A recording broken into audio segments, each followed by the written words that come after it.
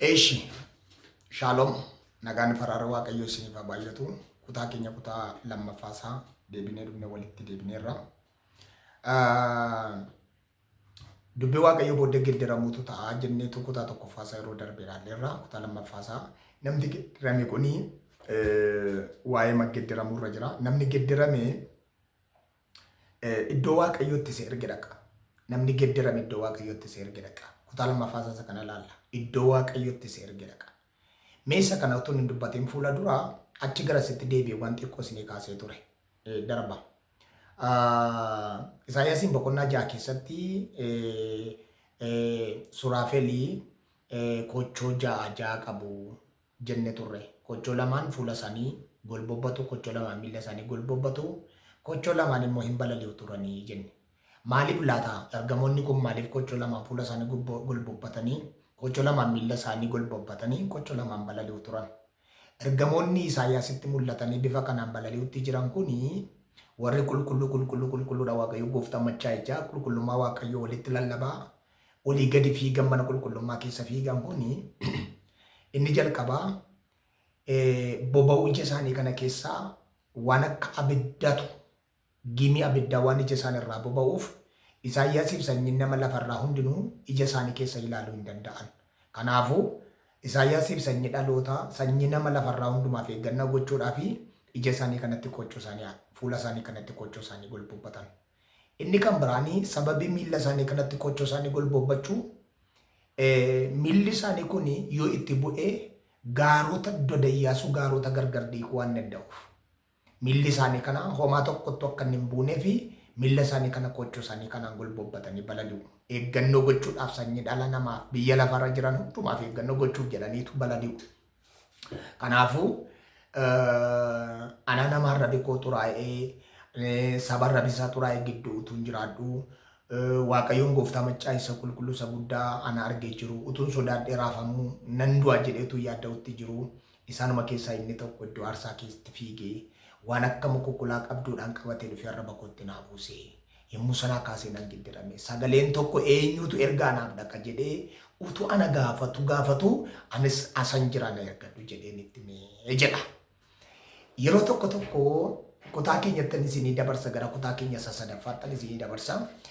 Waaqayyoo nama geeddarame ergataan jedha. Yeroo tokko dhaloota keenya har'aa kanarraa wanti nu arguutti jiru maa inni beektu isin namoota iddoo aarsaa baqatan, namoota tajaajila jibban, namoota lallaba jibban, namoota faarfannaa jibban, namoota hojii waaqayyootti isaan waame jibbanii hojii mataa isaaniitti kaan baay'ee argitu. Namoota uffata lubummaa lafa kaa'anii, uffata paastorummaa lafa kaa'anii, namoota hojii mataa isaaniitti asii achi dacha'anii galan argitu. Baay'ee wayii kana isinitti himuun barbaachisu waamichi gosa lamatu jira. Waamicha addaan bahinsaa fi waamicha namni hojii isaa hojjetataa tajaajilu. Fakkeenyaatiif namoonni tokko biiroo keessaa hojii isaanii hojjetaa tajaajila mana waaqayyoo keessaa kennuu hin danda'u. Nagadataa tajaajila mana waaqayyoo keessaa kennuu hin danda'u. Namoonni yeroo isaanii guutuu kennan garuu isa kana hin danda'an. Warra akka lubootaa, paastorotaa, warra akka raajotaa addaan ba'insaan kan qaban hojii addaan ba'iinsaa isa kan biraa keessaa kan hin qabne. Waamicha waaqayyo isa kanaaf addaan baafatee waammate warra ergamootaa kan isaan irra hojjetan mana qulqullummaa qofa keessa hojjetu. Wangeela qofa lallabu. Dhaloota qofa tajaajiluu irraa kanaaf hojii kan biraatti bu'uu fi hin danda'an mirga hin qaban. Waamicha akkasiin qaban turan. Warri kan biroon garuu hojii mataa isaanii hojjetataa hin deemu. Isaayyaasii isaan akkasii keessaa nama tokko ture. Egaa dhaloonni baay'een yeroo ammaa kana isa kana guutummaatti itti dhiisee kan dhaabatee faarfatu gurmuu keessaa kwaaree keessaa uffata gaa'onii lafa kaa'ee ajandaa faarfannaa sooloo lafa kaa'ee kan jireenya biyya lafaatti dachaa'ee jireenya biyya lafaa duukaa kan sokkee lakkoofsan qabu. Yoo isin kottaa tajaajilaa jettanii waamtan gaggeessitoonni mana qulqullummaa gara tajaajilaatti deebisuu barbaadan fedha isaa dheebuusaa kan hin qabne lakkoofsan qaban. Dhaloonni kun maal ta'aniitu kan jedhamuu fi tarii namoota baay'eetti gaaffii uumuun nisu. Maaltu isaan mudate? Maaltu isaanitti dhufee kan jedhamu. Yeroo baay'ee yeroo kaasan sababa adda addaa kaasuu danda'u. Ani koree dargaggootaa keessaa abaluutta naaree jechuu danda'u. Maanguddoota keessaa abaluutta naaree jechuu danda'u. Yookaan luba yookaan paasterii yookaan waan tokko maqaa dhahachuu danda'u. Wayis immoo sababa tokko lafaa kaasanii uumanii faxxaraniitu mana qulqullummaa keessaa dhiisaa baqataa adeemu. Yookaan immoo kan kanaan alaa Jireenya sossobbaa biyya lafaa kanatu itti baay'ata. Fedha garaa isaaniitu itti baay'ata. Hawwa isaaniitu itti baay'ata. Dargaggummaa isaaniitu isaan nyaata. Malkii isaanii bifa isaanii kana qabeenya isaanii kanatu gadi isaan gootota. Kanaaf iyyuu hin geddiramne jireenya geddiramaan arganne. Utuu hin geddiramin dhaabatanii lallabaa dhaabatanii farfataa raajaa hojii adda addaa hojjetaa turan. Isaan akkasii kunii fi Waaqayyoo harraba abiddaa fura qulqulluu isa isaan geddiru isaanitti buusuu isaan gaafata. Utuu isa kanan argatiin dhaabatanii tajaajilaa turan. Yoo teessan ilaaltan hojii ergamoota boqonnaa 9 irraa waa'ee Saa'olii agartu. Saa'ol utuu hin geddiramin humni abiddaa kun utuu isatti hin bu'in duraa Saa'ol balleessaa, ajjeesaa, diigaa, gubaa, hidhaa ture. Xalayyaa akkasii qaba, iyyama akkasii qaba. Gaafa afurri kun isatti bu'e garuu jalqabee inni hidhamu, reebamu, garafamu, doorsifamuu, mana qulqullummaa isaa dur gubaa ture deebisee dachaan ijaaruu, wangeela lallabuu itti ka'e. Sababi isaa Waaqayyotu afuura jijjiiramsaa, afuura geddaramsaatiin jireenya isaa bira dhaqe waan ta'eef. Kutaa kanarra dhaabbadheen Maatiyos boqonnaa 4 lakkoofsa 1 irraa kaasee jiru yeroo gabaabduu isaa isin wajjin ilaala. Yesus Kiristoos halkan 40 guyyaa 40 gara tulluu tokkotti gaara dheeraa tokkotti ol ba'ee kadhataa ture jedha. Guyyaa 40 halkan 40 kadhatee afuura qulqulluutu sarara dhufe.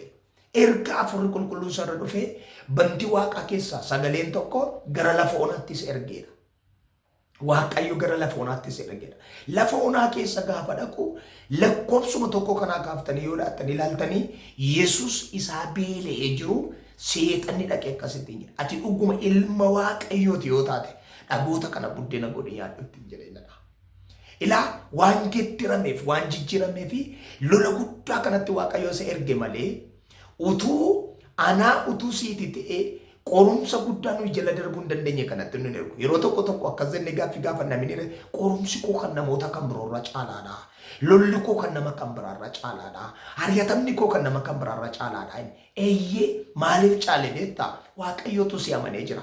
Ayyaana sirra kaa'ee jira. Akkati dandeessu, akkati dandamattu Waaqayyo waan beekuufitu lolli keessun cimaa ta'e malee utuuti hin dandeessu hin dandamattu ta'e gatiitti bal'aa utuu hin qabdu ta'e lolli kee bal'aan ta'u. Hammati baachuu dandeessu waan beekuuf Waaqayyo hiikee gasitti dhiise. Yesus Kiristoosin hammanni hojjechuu danda'u Waaqayyo waan beekuufi naannoo gurmuu seexanaa gidduutti gad darbate. Qorumsa kanas qore. Dhagaa kana buddeena godhe yaaddu innaan lakkii.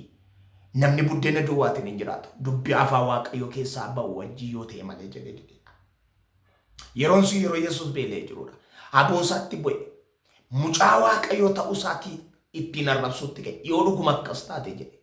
Wanti kun yoo nama aarse fakkaate illee seexanaaf abboomamuun ajajamuun kaleessa addaamisa jalqabaa iddoo jireenya dhaaba Eden keessaa gadi isa baasee isa duuka sanyii dhala namaa gara du'aatti waan fideef. Addaaminni lammaffaan immoo ofii isaatis abboomamaa ta'e dhaloota gara jireenyaatti deebisuu waan dhufeef lakkii jedhe seexanaan. Amma Waaqayyo nama jireenyi isaa geddirame, nama afurri isaa geddirame, nama amalli isaa geddirame gara hojii waamicha isaatiitti bobbaasa. Gara dirree lolaatti bobbaasa. Gara wangeela kana lallabuutti bobbaasa. Nama geddirame, nama jijjiirame, nama dura dhaabate waa hojjechuu danda'u, nama chaalenjii uumuu danda'u, nama dhaloota geddiruu danda'u, nama sanyii haaraa tokko lafa qabsiisuu danda'u tokko gara lafa bal'aatti bobbaasa, gara dirree bal'aatti bobbaasa, gara lafa honaatti bobbaasa, gara lafa hojiitti bobbaasa jechuudha. Dhaloota kana baay'eensaa amala geddiramaa waan hin qabaanneefi akka dhaamarsaa gundoo achuma ofirraa naanna'a. Warri geddiraman garuu achi siqu. Warri geddiraman garuu dirree lolaatti bobbaa'u. Waaqayyo namoota geddiraman gara lafa lolaatti isaan bobbaasa. Gara lafa dubbii cimaan jiru, lafa chaalenjii cimaan jirutti achi isa bobbaasa. Mee waa Isaayyaas wanti nuti yaadachiisin gara xumuruutti dhufa. Erga abiddicharra kaa'ee boodatu asii achi naan ba'i jedhee. Dhaqii warra Israa'el dhaga'uu hin dhaga'anii homaa hin hubannetti. Arguuf utuu ilaalanii homaa tokko hin agarretti. Warra yaadni garaa isaanii adoochifame, warra yaadni garaa isaanii didaa ta'e isaan biraan dhaqi yoo dhaga'uu hin dhageessu garuu hin hubattan, yoo ilaaluu hin ilaaltu garuu hin agartan jedhii isaanitti dubbatu. Cimsi yaada garaa isaanii immoo naaf adoochi akka isaan homaa tokko hubachuu hin dandeenyetti jedhee na ergee jedha. Eessatti ergame Isaayyaas? Mandara keessa jiru keessaa si achime, dirree keessa jiru keessaa si achime. Obboleessa namni sagalee muuziqaa qabaa jiru. Sagalee kan akkasitti hubadhu. waaqayyo gaafate gedderamte jalqabee lafa itti waa hojjechuu dandeessutti lafa itti waa bu'aa buusuu dandeessutti waaqayyo si ergata. Ergaadhaatti gaafa gedderamtu. Waaqayyo bu'aa buufta gaafa gedderamtu. Waaqayyo hojii hojjetta gaafa gedderamtu. Amalli kee gaafa gedderamu. Hojiin kee gaafa gedderamu. Gochi kee gaafa gedderamu. Duriin akka yoo ta'e hanna deemne yoo ta'e waaqayyo gara hojiitti sin ergu. Amala dur qabdu sana fudhattee akka itti deemtu waaqayyoon barbaadu. Sababi isaa ati sanyiidha. Sanyiin immoo deebi'ee baay'atee du'ee sanyii ofii isaatii sana dachaa ta'e waan baasuuf. Nama baay'atee waan oomishuuf jechuudha. Waaqayyoodhaa bara baraan ulfaatu. Kanaafuu kan barbaachisu gedderamuudha. Jijjiiramutu barbaachisa. Waaqayyo maqaan isaa bara baraan ulfaatu. Namni jijjiirame nama hin hiddu. Amalli dhaloota bara kana keessa jiraatan yoo teessan ilaaltanii amala soomsaaf amala gugee gargar baasaa ilaalaa. Waggoota 10 fuulduraa gugeetu mana qulqullummaa mana sagadaatti nammee ta'a. Mana sagadaa keessaatii sagalee ishee samiidhagaa sana dhageessifti. Yoo namni uleedhaan orfee gadi baasee gadi hin baatu iddoo jijjiirrattee teessi. Mana keessaa gadi ba'uun barbaaddu mana qulqullummaa mana sagadaa keessaa gadi hin baatu. Waggoota 10 asitti garuu teessan ilaaltan kan jiru soomsa. Soomsatu dagalee hirkatee jira. Dhaabaatti hirkatee jira. Koornisii keessa soomsatu jira. Dhaloonni yeroo ammaa mana qulqullummaa keessa jiran, gurmuu faarfannaa keessa jiran, gurmuu raajotaa gidduu jiran, gurmuu jaarsolee gidduu jiran, amantoota gidduu jiran, amala gugeen qaban amala soomsaa qabu malee. Waliddaa wajjin ta'u, waliddaa gurmuu keessaa faarfatu, waliddaa raajii walii wajjin raaju, waliddaa wajjin lallabu, waliddaa jireenya walii iddaa, maqaa walii iddaa, seenaa walii iddaa dhaabatanii tajaajila kennu. Sababa kanaaf amala gugeen qaban. Dur gugeen yoo itti uleedhaan tuttumattee ari'uudhaaf jettee deebitee galti. Dhaloonni irraa amala soomsaa qabu. Soomsi yoo itti bubuute godaanee bada dhaqee iddoo biraatti mana ijaarrata. Kanaaf dhaloonni irraa amala tokko qaba. Amala waldaa gedderachuu qaba. Yoo yakka hojjetee jaarsolii waldaa adaban. Yoo lubni yookaan paastoriin adabe. Yoo raajiin adabe amala waldaa gedderachuu qaba. Namoota baay'een kanaafuu gaa'ila 2-3 qabaatanii mana qulqullummaa keessa dhaabatanii tajaajilaa jiru. Gaa'ila 3-4 qabaatanii, gaa'ila 5-6-7 qabaatanii. Maaliif dhowwamaan jiru? Yoo dhowwan maalitti dhufamaa deema waldaa gedderachuutu dhufa. Namni miseensummaa galmee waldaarraa wallabuurraa mootummaa waaqayyoo keessaa dhaloota baay'ee dhibamaa jira. Asumaan kan na dhaggeeffatan geggeessitoota waldaa kiristaanaa yoo taatan, geggeessitoota mana qulqullummaa yoo taatan, waaqayyootu isin kaa'e waanta ta'eef namoota akka sagalee waaqayyootti hin jiraanne, namoota akka dubbii waaqayyootti hin jiraanne, amala soomsaa warra qaban amala gugee warra hin qabne hammayyuu itti gadi ta'a. Adabaa, sirreessaa, gorsaa, qajeeshaa, barsiisaa, ifadhaa. Yoo taa'e haa taa'u, yoo taa'u baate haa dhaqu. Sagalee dhageenya kana hundumaa keenyaaf waaqayyo eebbisu. Bakka jirtan iddoo jirtanitti sagaleen kun jireenya kee irratti dhiibbaa geggeessu. Nama gedderame ta'e afurri waaqayyo inni si gedderu jireenya kee irraa dhufu. Amalli kee haa gedderamu, hojiin kee haa gedderamu, kaayyoon kee haa gedderamu. Namni sagalee kana dhageessee baga gammadde. Yeroo kana jalqabee waaqayyo sagalee isaatiin jireenya kee mana kee irratti dhiibbaa hojjeteera. Hojiin ati hojjetu jijjiirama qaba. Tajaajilli kee jijjiirama qaba. Gaa'illi kee, hojiin kee hundumtuu gedderamsa qaba. Waaqayyo si jaallata. Baga gammadde eebbifame. Akkuma viidiyoo kana argitanii laayikii godhi, koppii liinkii sheerii godhi, koomentii godhi, sabiskiraayibii godhi. Waaqayyo bakka jirtanitti isin eebbisu eebbifamaa. Isinan jaalladhaan obboleessi keessan.